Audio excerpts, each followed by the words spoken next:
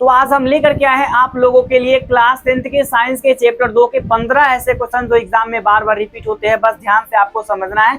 जैसा कि आप देख सकते हो ये जो है ना आपका 2018 में, 2022 में, 2025 में, इसी तरीके से ये आपका 2019 में, 2023 में सारे चीजों को आज मैं इंक्लूड करके आप सभी के लिए लाया हूं। बस आज का ये वीडियो कंप्लीट करो, 15 क्वेश्चन को याद कर लो, उसके साथ ही साथ आपको जो एग्जाम में क्वेश्चन आएंगे उसमें से मेरे हिसाब से आपसे क्वेश्चन नहीं छूटेगा चैप्टर 2 से। तो पहला क्वेश्चन आप यहाँ पर देख सकते हो, उत्तल लेंस को किस प्रकार का लेंस कहा जाता है? आज याद कीजिएगा, कल भूल जाइएगा, लेकिन एक ट्रिक समझ जाइएगा, आपको जिंदगी में कभी भी आपको भूलना नहीं पड़ेगा। यहाँ पे आपको बस याद कर लेना है। आपसे एग्जाम में दो ही टाइप के क्वेश्चन पूछे जाएंगे। एक तो आपको पूछा जाएगा यहाँ पे उत्तल है ना, उत्तल, और दूसरा आपका होगा अवतल। ठीक है, अवतल होगा। यहाँ पे उत्तल को क्या बोला जाता है? अभिसारी की अपसारी। और अवतल को क्या बोला जाता है? अभिसारी की अपसारी। बस यही ना आपको जानना है, जानिएगा ध्यान से। यहाँ पे आप आराम से देखो, यहाँ पे पहला अक्षर उ है और यहाँ पे पहला अक्षर अ है। ठीक है, ये पहला अक्षर अ है और यहाँ पे ये जो है ना इसका पहला अक्षर उ है। मैं आपसे बस एक सवाल पूछना चाहूंगा, पहले अ आता है या फिर पहले उ आता है? आपका जवाब आएगा कि सर पहले अ आता है। बस वही अपसारी और अभिसारी में प आता है पहले, यहाँ पे भ आता है पहले। आपका जवाब आएगा कि सर प पहले आता है। आपको कुछ नहीं करना है, यानी कि अ पहले आता है, पहले वाले को पहले वाले से मिला दीजिए, दूसरे वाले को दूसरे वाले से मिला दीजिए। मतलब सिंपल यहाँ पर है कि अगर हमसे पूछा जाएगा उत्तल लेंस बाद में आता है, अ पहले आता है, उ बाद में आता है, मतलब ये हो जाएगा आपका अभिसारी। और वही रहता है अगर अवतल रहता हम अपना हिसाब से ऑप्शन लगा देते, ऑप्शन है मतलब कि अपसारी। समझ गए ना ट्रिक? पहला ट्रिक जो है ना बहुत ही काम का चीज है और आप इसे जरूर याद कीजिएगा, तभी आपसे एग्जाम में एक भी क्वेश्चन नहीं छूटेगा। साथ ही साथ ये आपका 2018 में और 2000 यहाँ पर 22 में, 2025 में इस तरीके से पूछे गए हैं, बस मिस मत करना। नेक्स्ट यहाँ पे क्वेश्चन देखो, यहाँ पे अगला क्वेश्चन आपसे एग्जाम में पूछे जाएंगे, अपवर्तनांक का नियम किसने दिया था? बहुत ही इंपॉर्टेंट है। इसमें एक ही चीज आपको समझना है कि आखिरकार अपवर्तनांक किस चैप्टर में आता है? दूसरा चैप्टर में आता है। दूसरा चैप्टर में क्या होता है? प्रकाश के अपवर्तन होता है। प्रकाश के अपवर्तन में दूसरा नियम क्या बोलता है? साइन आई बटा का साइन आर, जो स्नेल का नियम होता है। तो यहाँ पे आपको वही चीज समझ लेना है, अपवर्तनांक कहे, अपवर्तन कहे, या फिर आपको चैप्टर 2 से संबंधित कोई भी क्वेश्चन रिलेटेड आपसे पूछेगा ना, बस एक ही चीज याद रखिएगा, अरे भाई मैंने पढ़ा था चैप्टर 2 में स्नेल का नियम। तो अपवर्तन का नियम किसने दिया? स्नेल ने दिया। यहाँ पे आपको बस याद रख लेना है, चैप्टर 2 में स्नेल को याद रखना है। और स्नेल का नियम क्या कहता है? साइन आई बटा का साइन आर बराबर एक नियतांक होता है। ये चीज आपको समझना बहुत ज्यादा जरूरी है ना। तो यहाँ पे आप तीसरा देख सकते हो जो कि आपसे पूछा हुआ है 2017 में, 2021 में, 2024 में, 2026 की बारी है। यहाँ पे देख सकते हो वायु में कांच, मतलब कि वायु से कांच में जाने पर प्रकाश की किरण किस ओर मुड़ती है? जैसा कि मैंने आपको बताया कि प्रकाश के अपवर्तन में जो होता है, एक माध्यम से प्रकाश दूसरे माध्यम में जाता है। मतलब सीधा सी है, यहाँ पे देखिए एक माध्यम है, मान लीजिए यहाँ पर वायु है, ठीक है, और यहाँ पे क्या बोला जा रहा है? यहाँ पे मतलब कि वायु से यहाँ पे कांच में जाने की बात कर रहा है, ठीक है। तो यहाँ पे सबसे पहले जरूरी ये चीज है जानना कि आखिरकार जो होता है वायु और कांच का अपवर्तनांक क्या होता है, ये भी जानना बहुत ज्यादा जरूरी है, ठीक है। तो यहाँ पे सबसे पहले एक मैंने अभिलंब लिया और वायु में से जैसे ही वायु में से मतलब प्रकाश वायु में से जिस तरीके से आपका जाएगा यहाँ पर, है ना, इस तरीके से जाएगा, तो ये जो होगा ना अभिलंब की ओर मुड़ जाएगा। मतलब इतना नहीं जितना आप देख रहे हो, मतलब सीधा यहाँ पे समझना है। जैसे इस तरीके से आएगा ना, इस तरीके से जाएगा तो इसको सीधा जाना चाहिए, लेकिन ये क्या होगा? थोड़ा सा एकदम अभिलंब की ओर मुड़ जाएगा। क्यों मुड़ेगा? क्यों? कारण क्या कारण है इसका? रीजन अगर आपको समझना है तो भाई बस फुल वीडियो का इंतजार करो, कमेंट बॉक्स में बताओ कि सर फुल वीडियो बता दीजिए, मैं कंप्लीट करा दूंगा।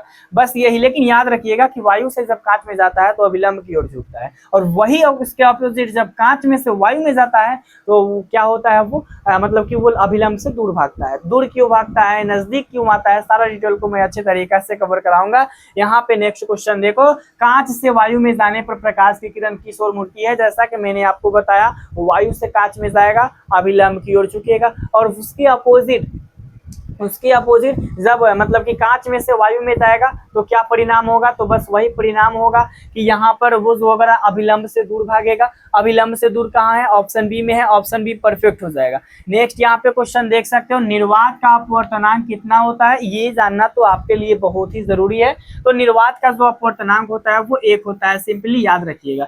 और निर्वात का भी अपवर्तनांक 1, और हवा का जो मतलब कि अपवर्तनांक होता है वो इक्वल टू 1 हम कह सकते हैं, लगभग 1 के बराबर होता है। इसीलिए बोला जाता है कि निर्वात और वायु लमसम इसमें प्रकाश की जो चाल होती है वो लमसम मैं बता रहा हूँ। एग्जैक्टली अगर याद करना हो तो कर सकते हो, क्योंकि एग्जाम में आता है। बल्कि यहाँ पे अगर मैं बात करूँ तो निर्वात का जो अपवर्तनांक होता है वो 1 के बराबर होता है, ये याद रखना है। नेक्स्ट क्वेश्चन देख सकते हो, निर्वात का अपवर्तनांक कितना होता है, ये तो मैंने आप सभी को बता दिया। यहाँ पे नेक्स्ट क्वेश्चन यहाँ पर है कि जल का अपवर्तनांक लगभग कितना होता है, ये जानना भी आप सभी के लिए बहुत ज्यादा जरूरी है।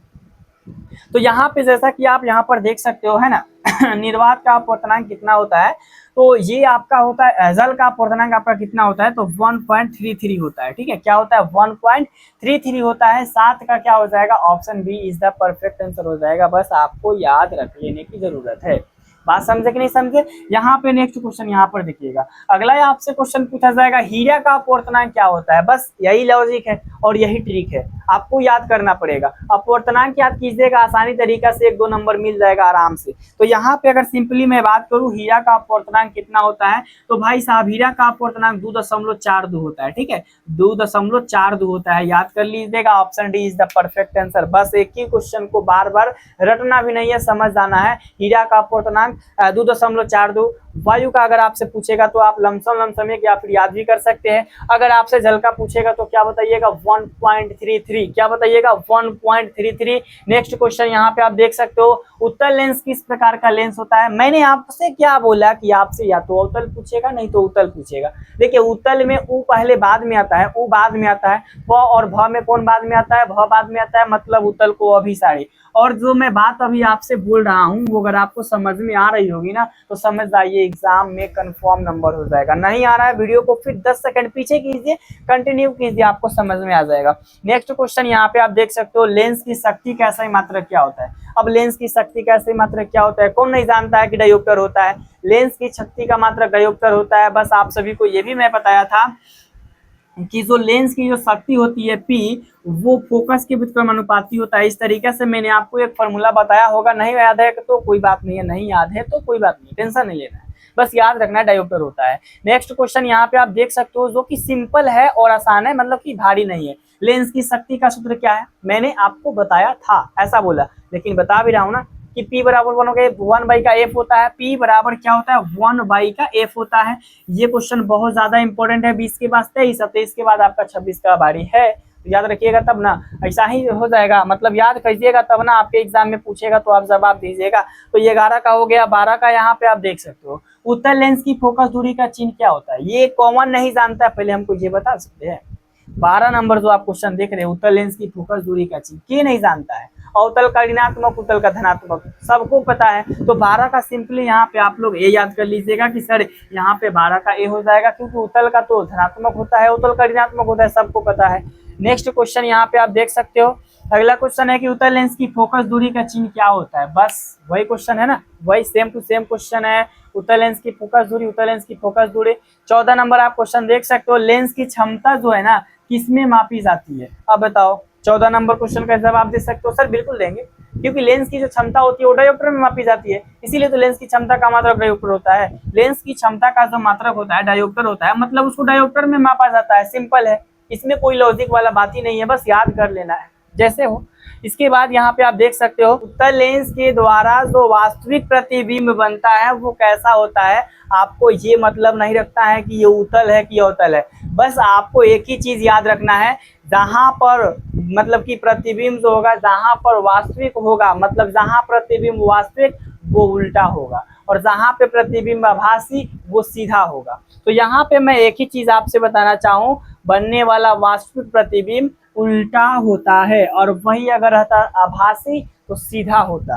आका अगर इसी तरीके से आपका पूछेगा अवतल दर्पण के मतलब अवतल लेंस के द्वारा जो बनने वाला जो होगा मतलब कि आभासी प्रतिबिंब, तो वो सीधा होगा। तो इस तरीके से आपके ये 15 क्वेश्चन कंप्लीट होते हैं। इसी तरीके से अगर और भी मजेदार वीडियो देखनी है तो चैनल को सब्सक्राइब कर लीजिए, कमेंट बॉक्स में जरूर बताइएगा, ताकि इसी तरीके से हमेशा आप लोगों के लिए हम क्वेश्चन लाते रहे, ताकि आपको बाद में चल के एग्जाम में कोई दिक्कत देखने को ना मिले। तो आई होप कि आज का वीडियो आपको अच्छी तरीके से समझ में आई होगी। मिलते इसी के साथ नेक्स्ट वीडियो में, तब तक के लिए जय हिंद, जय भारत।